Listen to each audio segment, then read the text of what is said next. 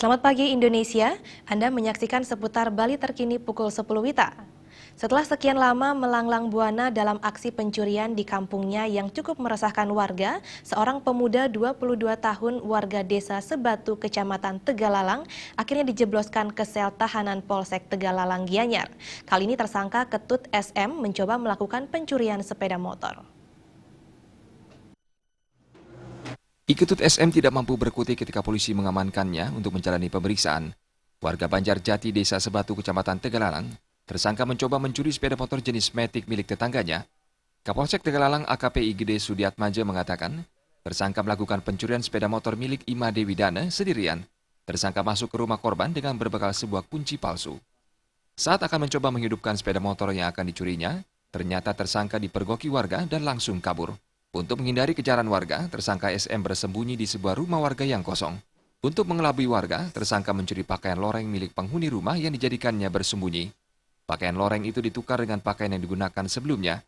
Selama 2 hari bersembunyi, tersangka akhirnya berhasil dibekuk dengan barang bukti kunci palsu dan pakaian yang sempat dicurinya. Masuk ke garasi korban, kemudian si pelaku ini berusaha untuk mengambil sebuah motor yang ada di rumah korban tersebut, yang ada di depan garasi. Jenis motornya Scoopy. Si korban mengetahui, lebih dulu diketahui oleh si korban, sehingga pelaku lari dan masuk ke rumah salah seorang warga di sana. Dan pada saat mencari rumah dari pelaku tersebut, korban bersama dengan masyarakat, namun tidak ditemukan. Pelaku ditemukan besok harinya. Pria yang kesehariannya berprofesi sebagai perajin ini mengaku nekat mencuri lantaran tidak memiliki sepeda motor yang akan digunakan untuk bekerja di Denpasar.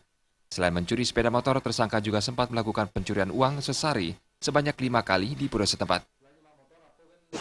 Untuk bawa kerja. Kerja di mana? Di Denpasar. Sudah lama kerja di sana?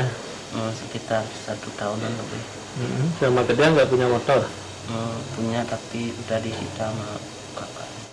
Kini Ketut SM mendekam di balik terali besi polisi dan dijerat pasal 363 KUHP dengan ancaman 7 tahun penjara.